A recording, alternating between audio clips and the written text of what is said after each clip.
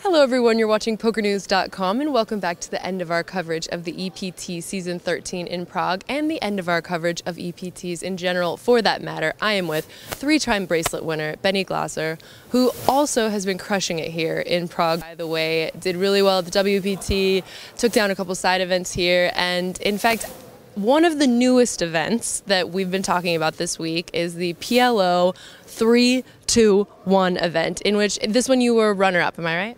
Third, okay. Final tape list. Now, for those of you who don't understand what's going on, and I imagine that's a lot of people, there's been a lot of talk on social media about what this really means. Tell us how the basics of how they structured this event. So it's like PLO pre-flop, and then there's 3 flops, so flop, flop, flop, Yep. and then round of betting as normal, and then there are 2 turns, and then 1 river. And you can only use one of the flops, and you can use either of the 2 turns and then the river.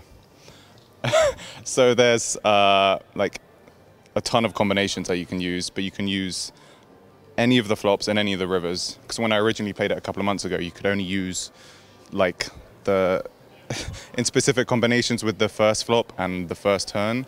Okay. But it's even more interesting when you can use anyone and like hand strength those way up. It's pretty nuts. How is there even enough cards in the deck to play this game? Yeah, so 9-handed, I think they said there was 1 card left in the deck. So are they still having burn cards and stuff? Yep, so there's 1 burn, then 3 flops, 1 burn, 2 turns. God forbid anyone ever makes a mistake. This would never work. Well, this, I wanted to talk to you a little bit about because, I think something Thomas Lamache mentioned, which is, a lot of people see that, the edges at this point in No Limit are so small. A lot of people have turned to PLO, and even there, of course, it continues to, more or less edges just get smaller and smaller. So this is something new, and how you look at game theory when this is what goes on.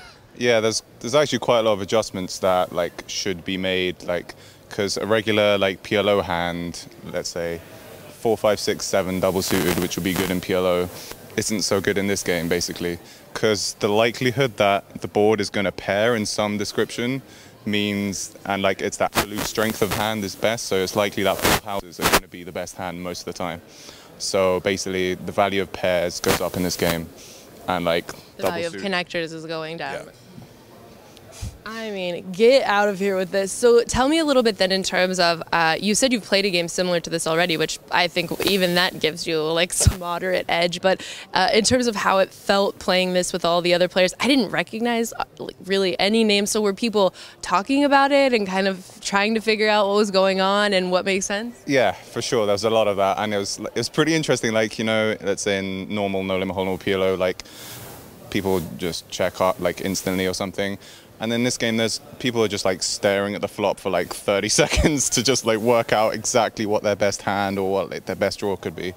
And like even on the river, people are just staring at it, like trying to work out the exact best hand. Because you could easily, even I've seen, people get shipped the wrong pot in Texas Hold'em. Things happen so fast. So, I mean, you could so easily make a mistake. Is at the end of the last betting round, is it just taking forever to figure out who has the best hand? Yeah, kind of. Yeah, like even the dealers were making mistakes. People are just like, oh yeah, trip's good. Oh, you can have a flush this way. It's like, it was taking so long at the end, but it was kind of made the game interesting where like people just didn't know some of it.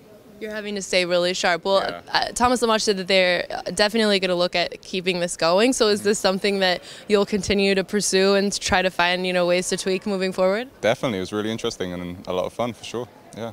We will be keeping up with you then and seeing how this whole thing is playing out. If you guys want to check it out, hopefully they'll get an online version going. If they don't already have one already, then you can really get in all the hands. Benny Glaser, I'm Sarah Herring. You're with us on PokerNews.com.